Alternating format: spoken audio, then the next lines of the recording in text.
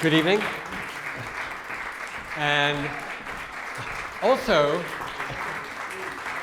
please welcome our cellist Mihai Marica and pianist Lucille Chung.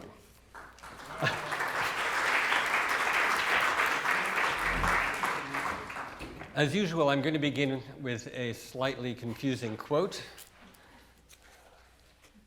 Certain judges, when asked for reasons for their judgments, cite the authority of rules.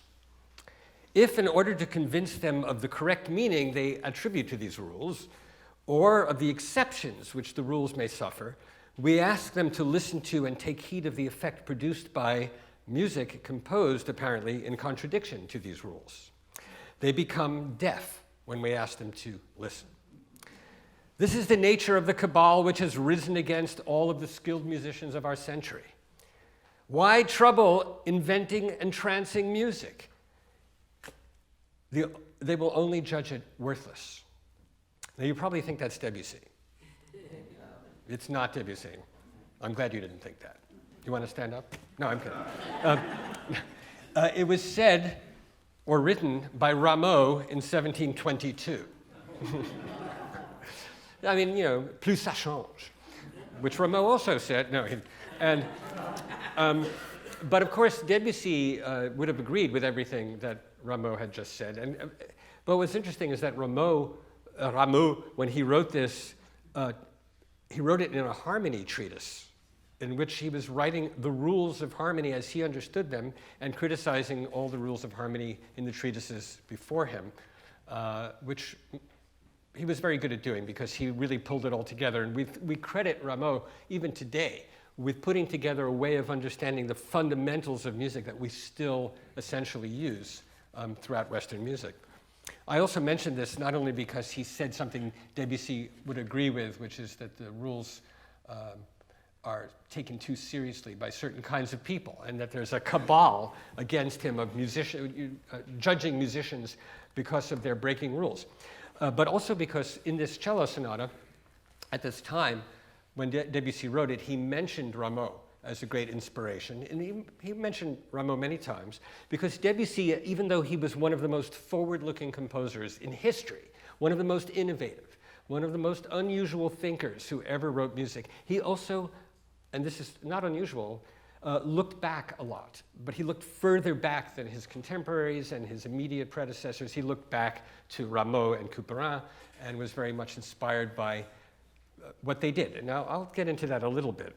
Debussy said in his version of this, the best thing one could wish for French music would be to see the study of harmony as it is practiced in the conservatories abolished. Okay, now he had two teachers that mattered a lot to him, Émile Durand and a man named Ernest Giro.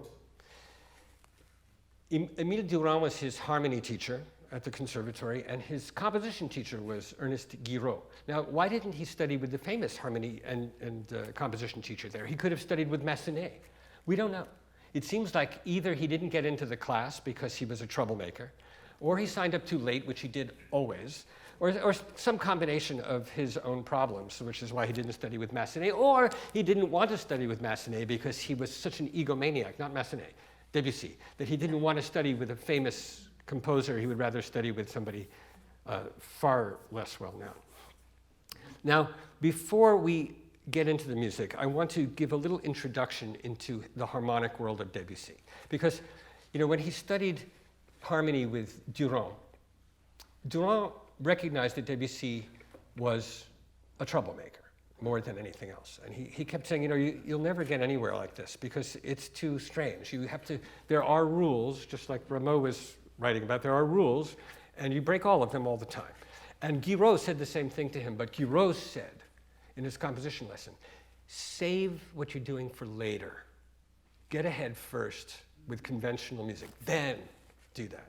And he actually listened to that because he won the Prix de Rome by writing something that was way more conservative and technically understandable than anything that he had been doing privately.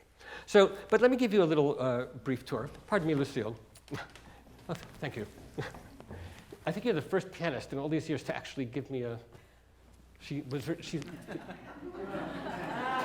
I don't even know what the word for that is. Okay. Anyway, so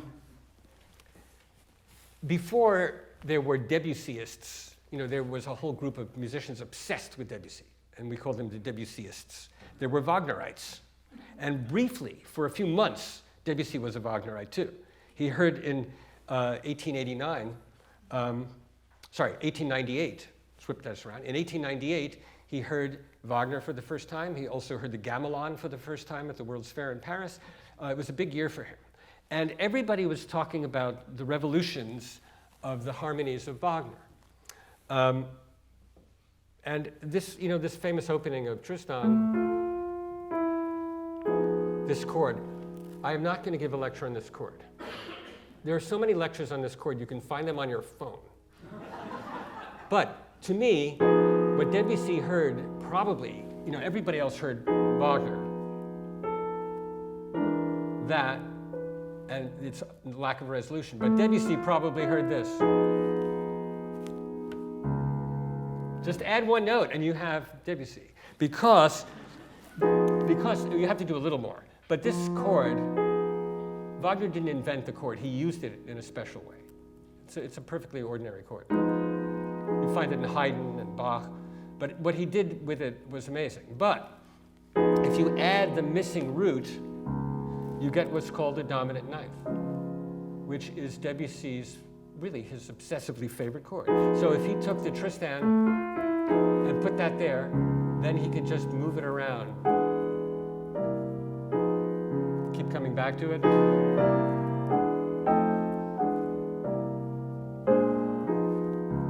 If that sounds like Debussy, it does. That's because he created a world that was not only very beautiful and mysterious and interesting, but actually not that difficult to imitate.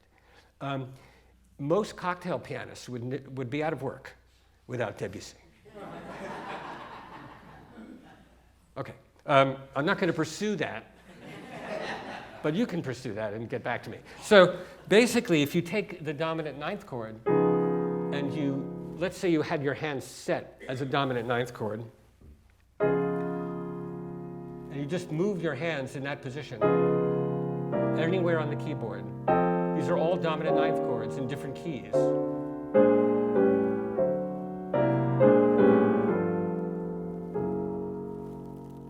You're not actually playing Debussy, but you're playing parallel dominant ninth chords, which is one of the techniques that we associate with Debussy. It also makes it possible to talk while you play. I used to went to a music school, and they taught me to do parallel harmony. So now I have a job at this hotel. Okay, but that's not his only. That's not his only. Oh my God. That's not his only technique. Parallel harmony also doesn't have to be such a beautiful chord. You can take major chords, and you have parallel harmony. You can do with minor chords.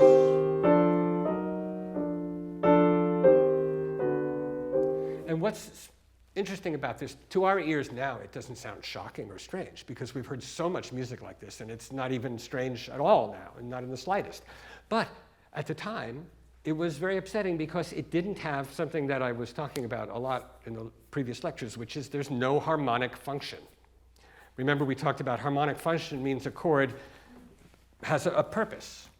Like I compared it to an apartment or a home. They're the same thing, really, apartments and homes. But so that you have a kitchen and a living room and a bedroom and a dining room, and each of those has a function. So you have the tonic, whether that's the kitchen or the bedroom, I leave this kind of thing to you. The dominant, okay, that's enough of that. I already heard that comment. And then you have the bathroom, probably. But each of these chords has a function. But if this chord, the fifth, the dominant seventh, with the ninth, if that dominant ninth, which exists in a major key, is the kitchen, and you simply cut a hole through all the apartment floors and go from one kitchen to the next and back up to your kitchen, and then you're back home and nobody knows you were there. But if you slide from one kitchen to the next, that's parallel harmony. And that's entertainment. Okay, so I think that's the beginning of this. Let's hear a little bit of this sonata, and then we'll do some other unusual things. Let's hear the opening of this piece. Are you able to play after that? Are you okay? All right. Tough act to follow. But you're playing Debussy.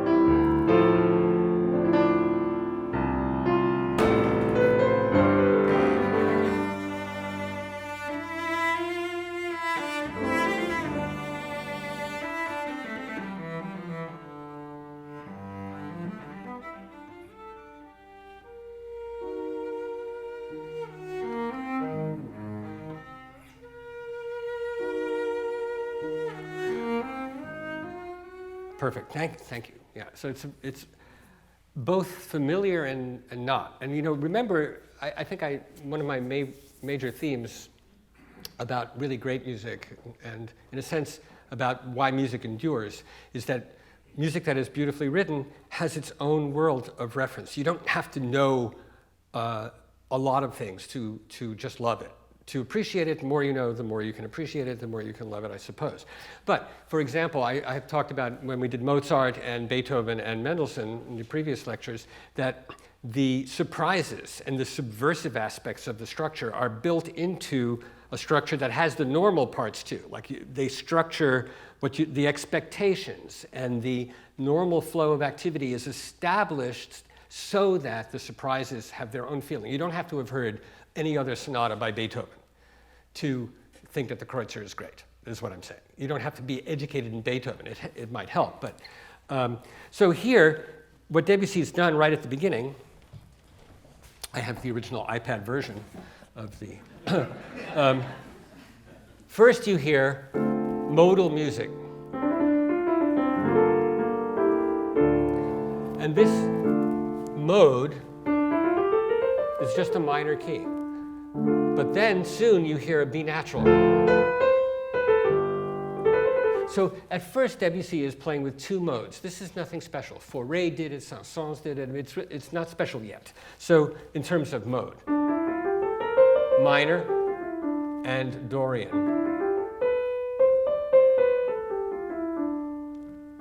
If this change really gets to you, you should go study music professionally. Okay, so, no, but I mean, this is an important thing.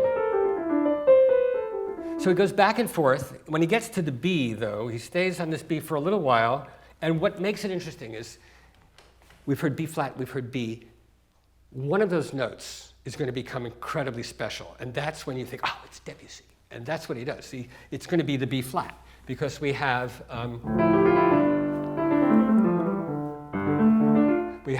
a B natural here, right there, and then this B flat has this chord. It's an E flat minor chord. That chord has nothing to do with the keys we've been in, with the modes. It's totally foreign, but in fact, that's not even what it is. It starts off like E flat minor, and then we hear this. E flat minor, and then this. That's kind of like what I was saying about adding one note. You get this B flat colored by an E flat minor chord, but that turns out to be the top of a dominant ninth chord. Now, if this sounds confusing, first of all, just don't look like it's confusing. It'll help. You know, they know from neuroscience that if you're like this, you're not going to understand this. If you're like this, then I can talk to you about it, okay? It's also easier for me. So basically, that note B flat, there has been no G flat, and there shouldn't be, and no E flat. But those two other notes appear, giving us an E flat minor chord, and chords can be built on top of each other. I'll explain it on top of thirds. So for example, there's a B flat, no chord. Now we have an E flat minor chord. If I add a third below, we have a half diminished chord, and if I add a note below that, we have a dominant ninth. And that's what he gives us. But he doesn't just play it, he does this.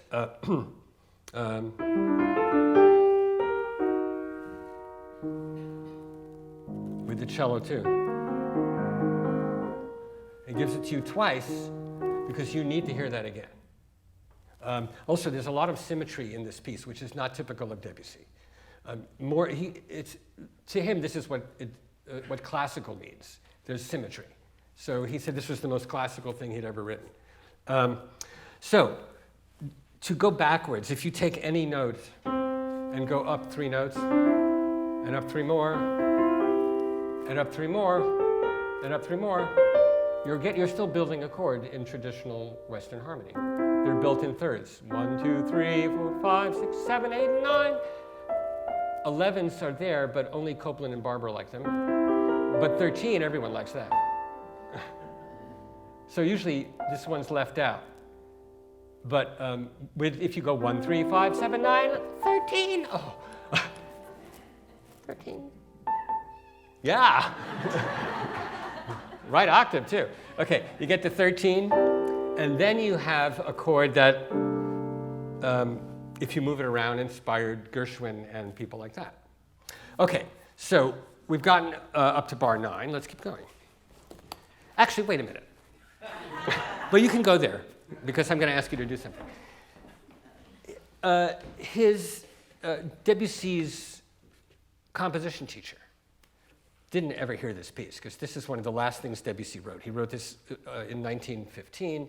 His last 3 works are 3 sonatas. He hoped to write 6, but he had suffering from cancer and World War I. He was suffering from that even more, and very depressed, and he didn't finish the 6 pieces. He finished this one, the one for violin and piano, and the one for flute, viola, and harp. But way, way before, when he was a student, he was writing harmonies that not only are a little like this, some of them were more adventurous. This is a calmer period in his life. So Giro, who heard all this incredibly inventive, imaginative harmony, what did Giro's music sound like? Did you ever wonder that?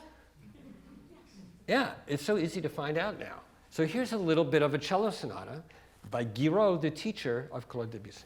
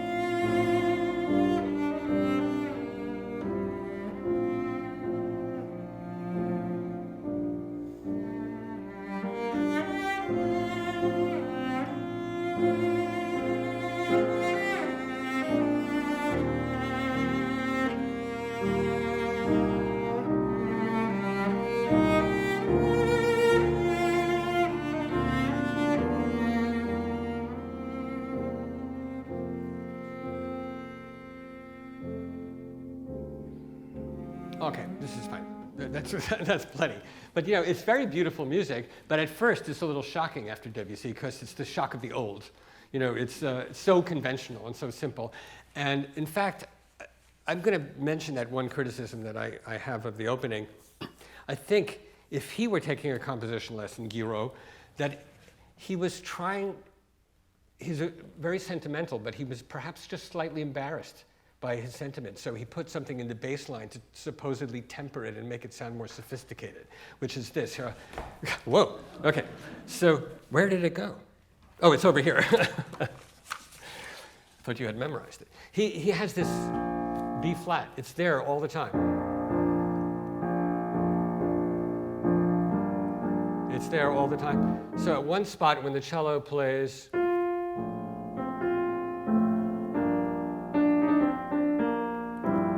and then it goes, instead of this chord, he still has the B flat.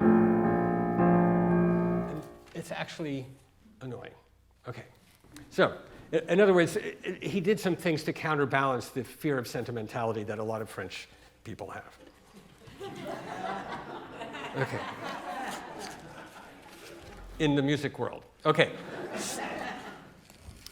By the way, there's a famous quote about Wagner that Debussy said, which is considering what I did earlier. He said, Wagner was a beautiful sunset that was mistaken for a dawn. There's a lot of truth to it, actually. Yeah. Okay, so let's move on, and let's start right at the poco animando that we stopped at.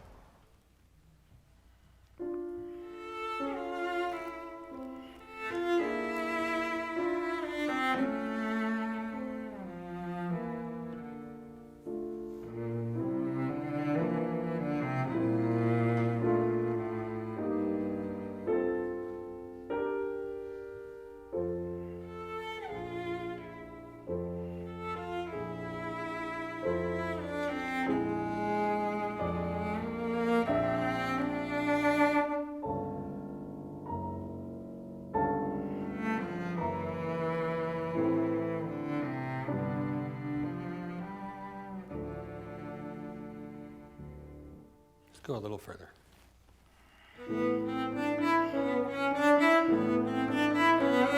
Okay, great. Yeah, the reason I asked for that is that a lot of what we've been hearing so far is either parallel harmony or this back and forth between one mode and another by one note change. So that it fits just what he did at the beginning, Paul. So at the beginning, when we heard the Dorian versus the minor, the B flat B. We also have here, if he had left it as an A natural, or kept them both A flats, they both would be okay, but the back and forth is the two versions of the mode, and then you get a really beautiful one where they just stopped. It's just, is it a C natural or a C sharp? So you have, and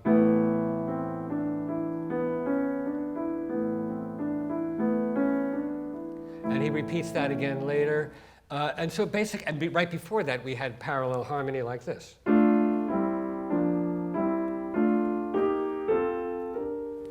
That kind of parallel harmony existed in the Middle Ages and in the Renaissance. It was very common. In fact, the first kind of harmony that there was in Western music was parallel harmony, because it's the easiest thing. Just like I was doing at the cocktail piano. If somebody does this,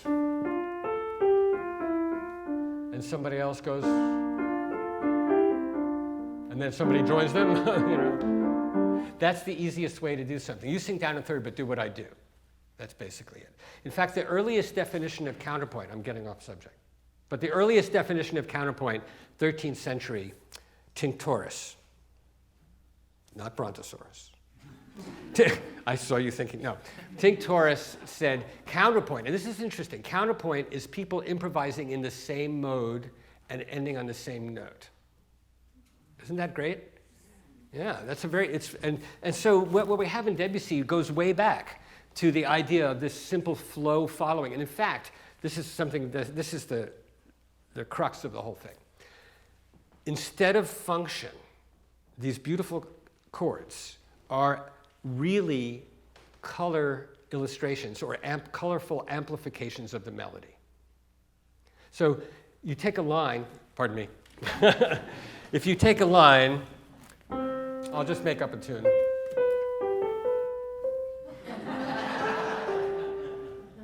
Wait a second. Okay.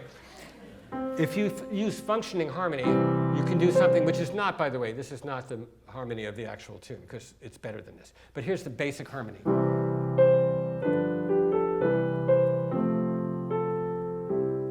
And of course, that's not how the tune goes, because Harold Arlen, like a lot of those composers of that era, would have a tune based in simple harmony, and then they would use the harmonies that they learned, depending where they learned it. Eventually goes back to Debussy and people like that. But if you instead of using functioning harmony, or like this,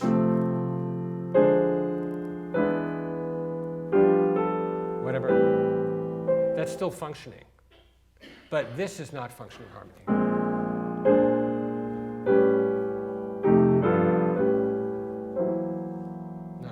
That's just parallel harmony or whole tones. In other words, these were all dominant ninths again.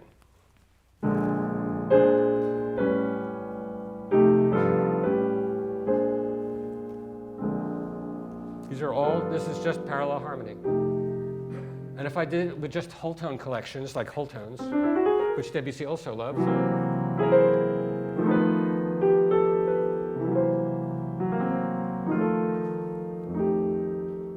it would still work. Which, of course, is what Andre Previn does when he does that. Okay, make a note of that. Nobody's making a note of the fact that Andre Previn... Oh, good. Thank you, Judy. Okay, so let's move on.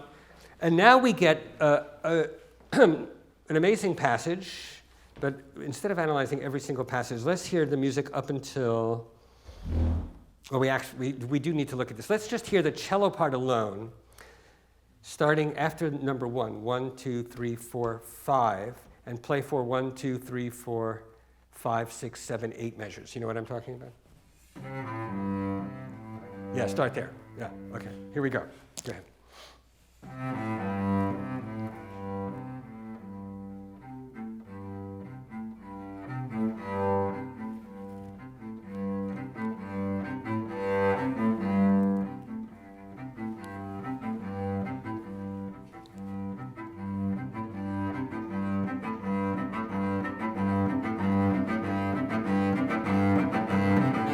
Okay. It sounds like you wanted to get it over with after a while. So, of course, what actually Debussy wrote is just this. No. Okay. What he wrote is so different. This is an amazing passage. What is going on here? The cellist is stuck on one thing and can't move. It's kind of like, it's an ostinato, which is an Italian word that means stubborn. So an ostinato just means that you repeat something over and over. It's strange to have the cello repeating that little fragment, but let's hear it together with the piano, which is really quite an innovative, imaginative moment. Let's hear it. So the bar before Animando.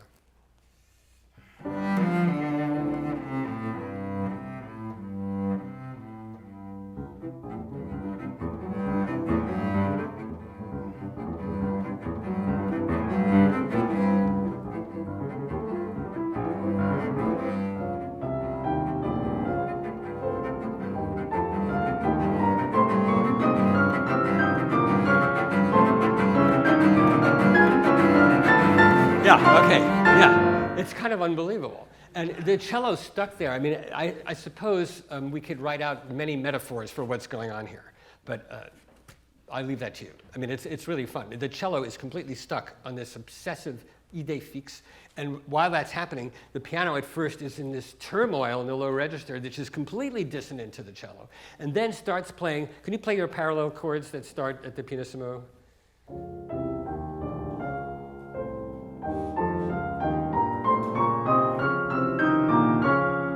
Okay, so again, all parallel harmony and has nothing to do with the cello part except that they're happening simultaneously. But if I ask you to play this very, very slowly, just one bar, we can hear how dissonant what the cello is playing to the piano. So how about like, this is eighth notes, dum, bum, bum.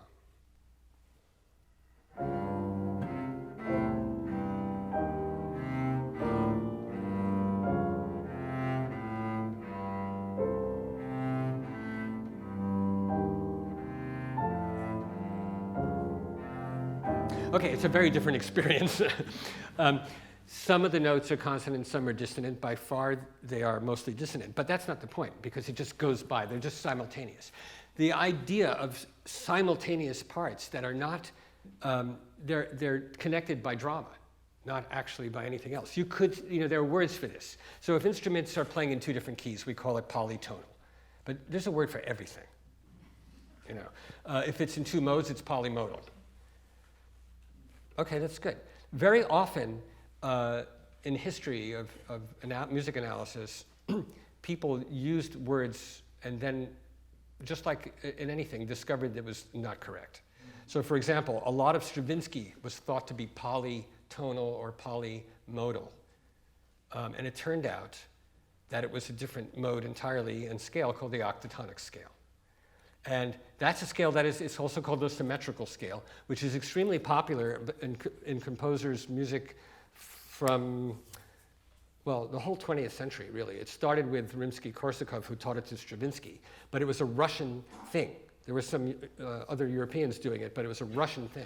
And then as it spread as a sound, people were using the sound without knowing that there's a theory behind it. And they were imitating Stravinsky's sound or Rimsky-Korsakov sound, and then Debussy used it a lot too. So this octatonic sound was called polymodal because no one knew what it was until a guy named Arthur Berger, an American composer, found an article written by Rimsky-Korsakov, a textbook written by Rimsky-Korsakov just for his students, including Stravinsky. This is, I think, in the 60s, 1960s. And he said, oh, look, this actually is a technique. It's not just two modes thrown together. It's a whole different concept. So there's a lot of that in here as well. OK, let's move on a little bit. Another example of this fixation on a note with things changing around it, which we've had quite a bit of. Let's play, how about at the rubato after 2, 1, 2, 3, 4, 5, 6, the seventh measure of 2, where it says rubato.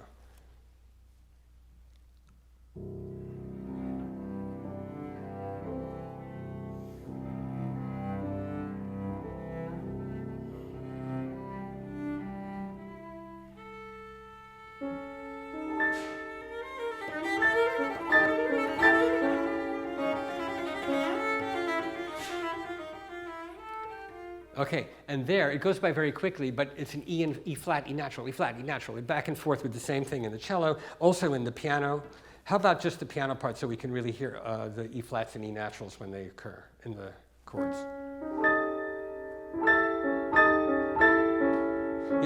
Yeah, the only thing that's changing is the E flat and E natural. Everything else remains the same. So this kind of back and forth is a motif of this movement. Now, it ends with this question, F sharp, F natural, F sharp, F natural. He must have been quite a negotiator, you know. So this technique has carried through into composers and even into delicatessens such as Zabars. So if you go to the last of this movement, 1, 2, 3, 4, 5, sous la touche, the last measures. If you can just play the first two of those first.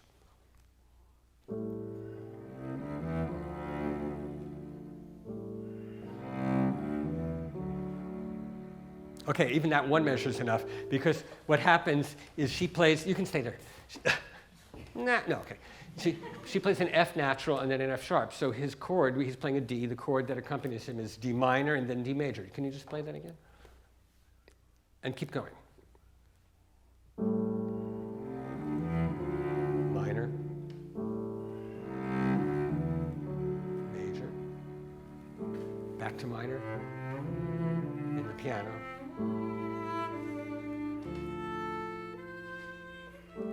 But is it going to end major or minor? Let's find out.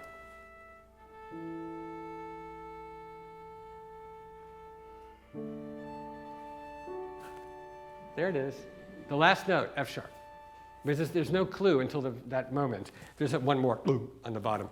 That F sharp gives us that. Now, the funny thing about that is, even though it's F minor with an F and major with an F sharp back and forth, the fact that he ends it with the major makes it sound a little more traditional, because in Baroque music, minor pieces often ended with a major chord. And that was called the tierce de Picardie, because there was a little place called Picardie where they made those thirds.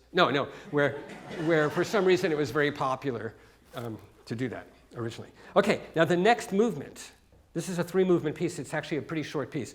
The next movement, I think Debussy is playing with tonality here. The very first, could you just give us the first cello part without the piano? Right. Now, the outside interval is a fifth, if you play the A flat and the E flat. Right.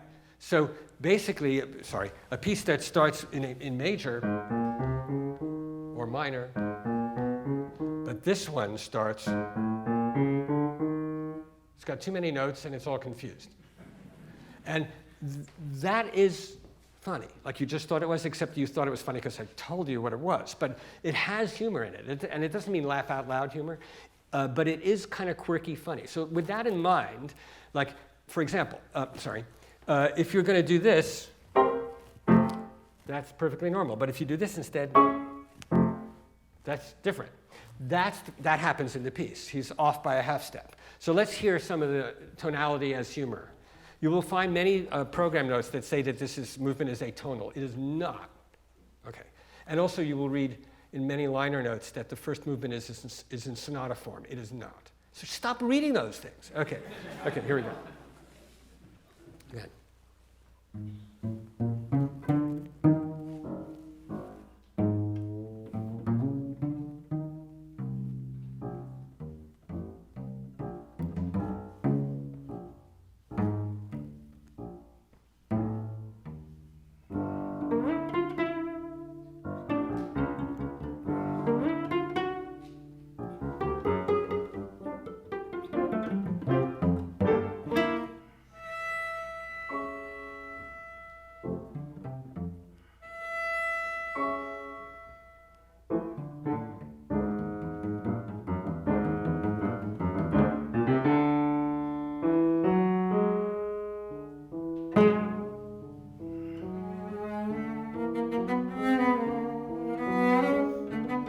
Okay, great. Yeah, so the humor is there. It's kind of obvious. And one of the things he concentrates on is the tritone, or the diminished fifth, or the augmented fourth. Those are all the same thing. That's why I said or. So right at the beginning, he starts with the fifth, but a weird fifth in terms of arriving at. And it's commented, so that didn't really help, because that's whole tones. And then you heard how funny the pizzicato writing in this is hilarious. And it's very innovative. His way of writing pizzicato on the cello is different from anyone who'd ever written pizzicato on a string instrument before. It's just, do you want to say something about that? You have to do some of those things in order to play it. And of course, everyone does that now, and even if they don't want to. But basically, that doesn't mean anything. No, but it's a very standard way of getting around in modern music, and certainly in jazz, etc. But Debussy makes the cellist play like he's playing a guitar and makes them do some of those things. But anyway, the next thing you have is the cello plays, and then these are all tritones. These are all, there are a lot of them. Well, it depends how you look at it. And it gives you, and it also gives you this.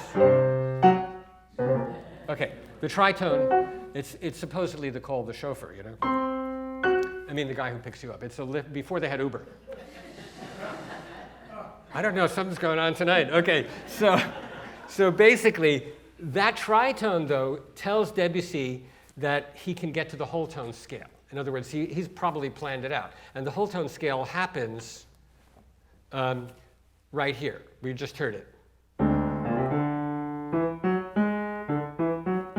And the piano is doing all whole tones. And what I mean by whole tones is everything is got a half step in the middle. Everything is a major second. Now, I'm not kidding you that if you look in Wikipedia, whole tone scale, they have a really good article. It's totally fine. Okay, so then the cellist is typically playing with the whole tone scale, but not only in the whole tone scale, because the cello is doing, this is chromatic. So the cellist is playing around the piano's whole tone scale. So once again, the music is about a confusion or a conflict of mode. Sometimes it's in one chord, back and forth. Sometimes it's between the cello and the piano. And in this piece, a lot of the times, the modes are in conflict with each other. This was an extremely innovative and modern idea, which this isn't the first piece he did this in. But the idea of having conflicting simultaneous modes is very common in music after Debussy. But before Debussy, no. Changeable modes, yes. In other words, Fauré, not so much Saint-Saëns, but Fauré would be writing something that moves out of Dorian and into minor, and then it becomes major, and then it may be Aeolian. But these are all standard modes. But it wouldn't be two of them at the same time. Okay, so a little more of this. That movement is quite entertaining, and it's very simple. But let's take a look at, once you hear it, after 4, 1, 2, 3, 4, 5, 6, 7, 8, where it says mouvement, and let's play 2 bars of that.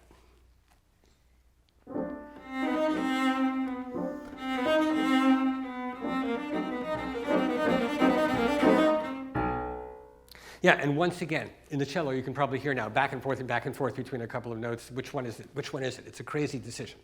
And in the piano, could you play the piano part as written?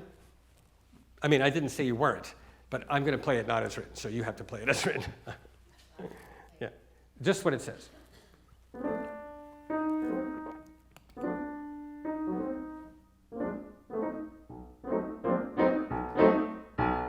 Yeah, there's one extra note in every one of those chords, which is the C. You're getting very fast at this. Okay, so if you take out this note,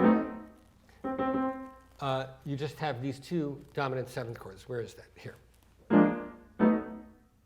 Oh, sorry. One of them is a half diminished, and one is dominant. So Mendelssohn would do this with the same chords.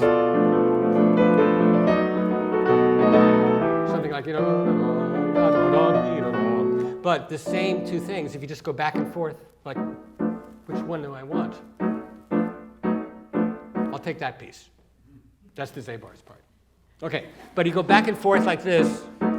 This isn't even parallel. This is just a kind of lack of decision on purpose. It's a back and forth with the, like we said, with this and with this. Over and over, this piece wrestles with which note is important. In fact, one of the main motifs of this piece is that idea of going back and forth between how can you present this chord or how can you present this mode, which is it? Because for him, it was really fun to do that, and it's a challenge. And it was the kind of thing that I'm sure earlier on, Giro and Durand probably had over lunch a lot of discussion about this. You know, he goes back and forth. This note, that note, this note, that note. Okay, that's a direct quote. Now the last movement, we'll just skip to the last movement yeah, we sort of need to. Should we? Yeah, because I think, oh, no, let's go back a little bit. Another thing that goes along with going back and forth is different contexts for one note or two notes. Pardon. So, for example, if you have one note, and this is true for many composers before Debussy, but with Debussy it's quite different because of the freedom of modality. This note can be accompanied by all, let's say this note exists in all these chords. And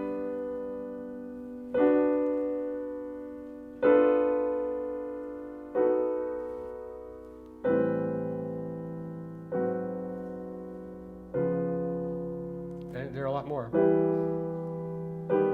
What time is it?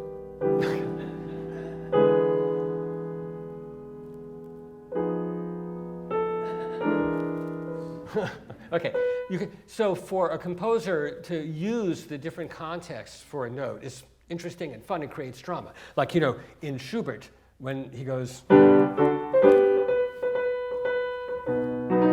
never did that, but he could have done that. And it's the same idea. Rossini probably did that. Same exact idea. Okay, so can we hear the passage with the C sharps and Bs, which is, where is that? After 5,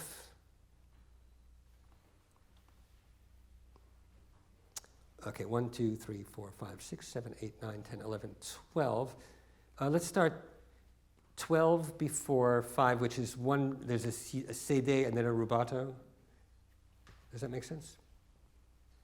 Or maybe the bar before that. Here, let's do it here. So that's, yeah, after 5. Wait.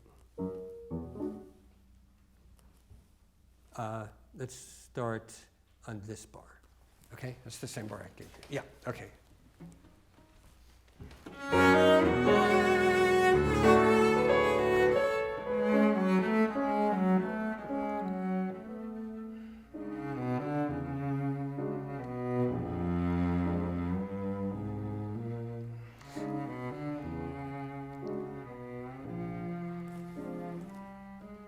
Keep going.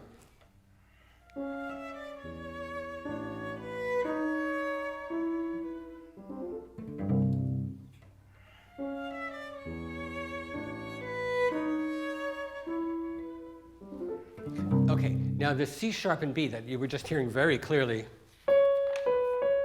we've heard many, many, many times. You can slide over. Okay, so we have it in the piano.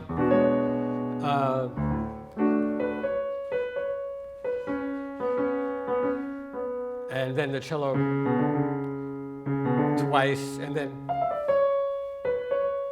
but it's always different harmony, this to the C sharp and the B, even right away. And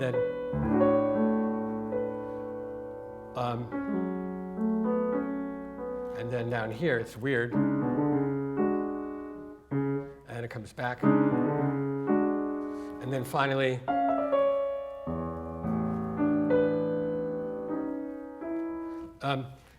it's continually shifting. And it's not only shifting, but there's little introductions to those two notes and denouement from those two notes. But the whole idea of this passage for Debussy is to take these two notes and spin the context around them. So let's just hear that again, knowing that. And just more than you might, whenever you have a C sharp or a B, just play them a little more.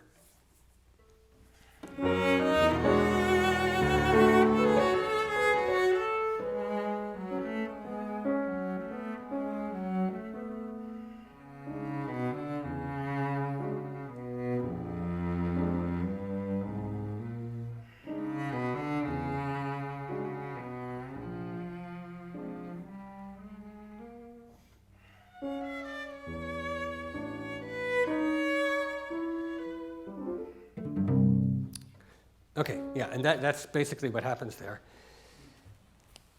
And then Debussy does something which he doesn't do in too many pieces. He moves deliberately towards more and more conventional sound and begins the third movement basically in a key that sounds like nice Spanish folk music. I mean, he has done this kind of thing before, but here it's quite interesting how he moves towards, you can stay there, he moves towards this note, towards A, so that he can land in D minor, which is where we started.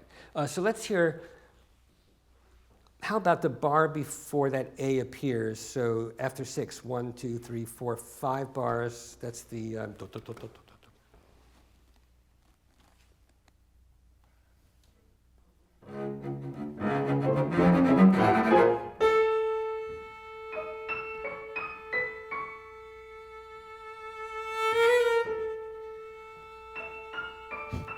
Mode change.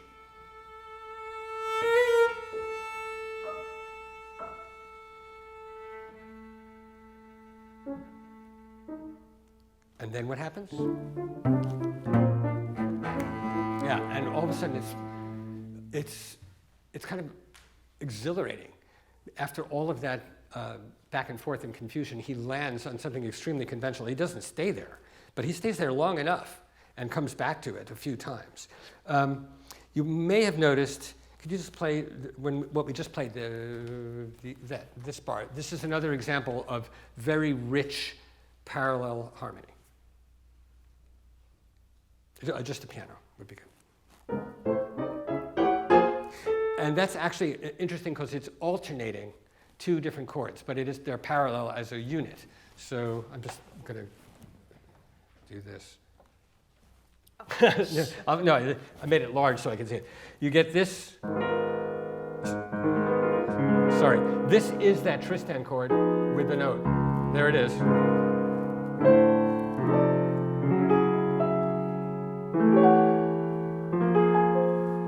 That's a 13th and a 9th and a 13th and a 9th back and forth.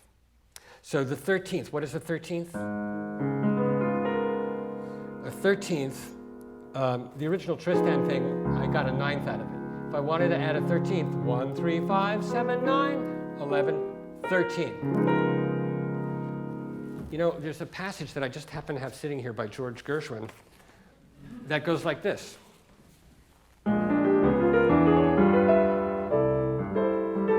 And those are parallel 13th chords. They're almost identical concepts. He was, of course, the American in Paris. That's where he got this. And he did, it's not just a joke. He did go to Paris. He did flip out over Debussy's music, and he came back to New York with volumes and volumes of Debussy scores because there was no online way to get them. So he had to carry these things back and have them weighed and all of that stuff. By the way,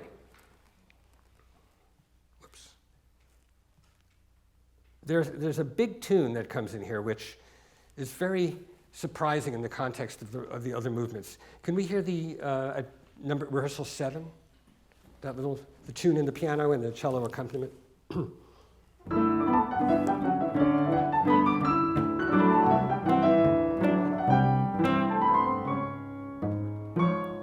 Now for Debussy, that's a long time to have a tune in a key. That's a really long time. And as soon as he gets out of that key, he does another very Debussy kind of thing, and that chord becomes this chord. And that connection is, we have a dominant chord, and the 2 top notes stay there, and the bottom just slides. And that kind of thing goes with not only parallel harmony, but Debussy in this piece was hearing how parallel harmony fits with the feeling of a guitar. There's a lot of guitar sound in this piece. There's guitar on the cello, there's even guitar imitation on the piano. And what I mean by that is there's no instrument which is so perfect for parallel harmony than a guitar, because you put your hand on a chord and you just slide up, that's parallel harmony. So even if you've only learned one chord with your hand like this, if you slide up, you are now playing chromatic parallel harmony. In your first lesson, it's not bad.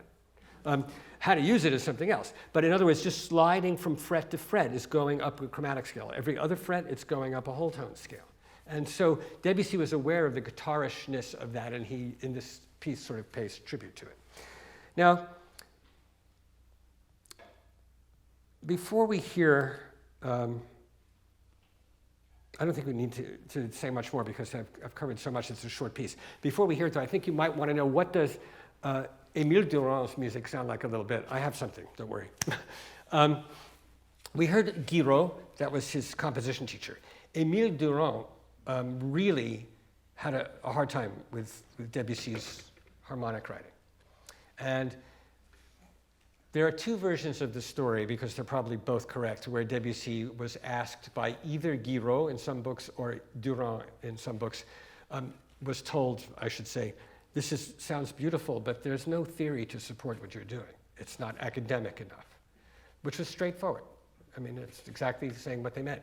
And Debussy famously said, there is no law, the only law is pleasure. And that's his famous, plaisir, that's the law. And he only meant his. But of course, he also wrote later that it was easy for him to break all the rules because he knew them all first. And that's very, very important to remember. I don't think this is an audience that would argue with that. But when you have a young, brilliant composition student or a student in a creative field, it's important for them to understand that you have to know how to do things a certain way before you can do them any other way. Sometimes it's the wrong moment to say that. Like when Durand and Giro were saying this to Debussy, it was kind of too late. He already got it all and he knew it. But they were not telling him not to do it, especially Giro, who said, wait, at least win the Prix de Rome, basically. Get the prize, which he did. But when Debussy got the prize, he wasn't happy about it. This is what happened. He got the prize by writing a fairly conventional but beautiful piece. And he wrote many years later in a diary, suddenly someone tapped me on the shoulder and said in a breathless voice, you won the prize. Believe it or not, I can assure you that my heart sank.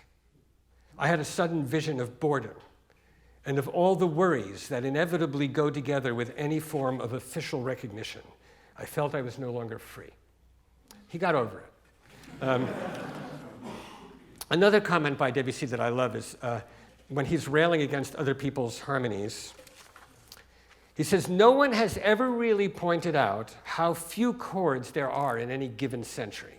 Impossible to count how often since Gluck people have died, he means an opera, to the chord of the 6th. And now from Manon to Isolde, they die to a diminished 7th chord.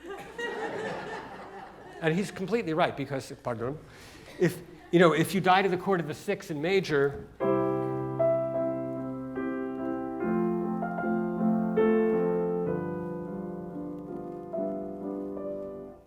that's the chord of the 6th. In minor, the chord of the 6th is,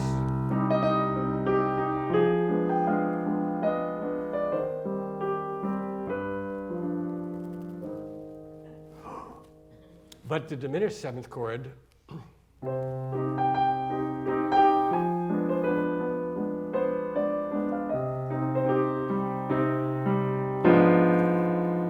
even worse, or all of them. That's what he was talking about. He was talking about cliches. In fact, when he came back from the World's Fair in Paris, he wrote in a diary, often translated terribly, that he loved hearing the gamelons and the different scales and modes from Java, in Javanese music. And he said, it made me think that our do, re, mi, fa, sol, la, si, do, and the harmonies, the way they're taught, are fit only for uneducated children. It's usually translated as uneducated infants, but I think it's probably enfant. I am trying to find the original. I don't think infants is really what he meant. But anyway, something like that. Now, what did Durand's music sound like? Here's a little example of something by Durand. It's called Légende.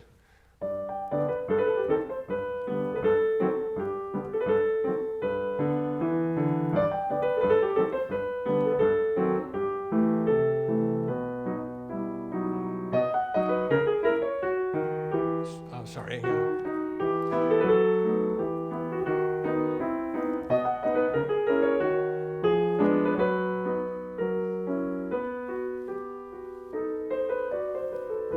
Etc. like that.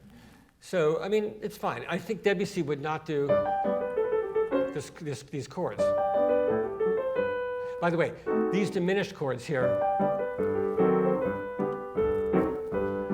they're kind of upsetting because it's a huge devaluation of a diminished chord to have it just do that. In other words, instead of doing this, he made it diminished. It's like the word awesome. It really is. If you say awesome for everything, it doesn't mean, if you use the diminished chord like that, then they don't mean it. Then what's this? If you can go, I know. Debussy might have gone,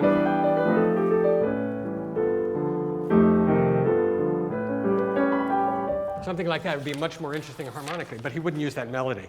Okay. We are ready to hear this piece, I think. Are you able to play it at this point? Okay. This is not just the first movement, because it's a fairly short piece. It's the entire piece. It's 3 movements.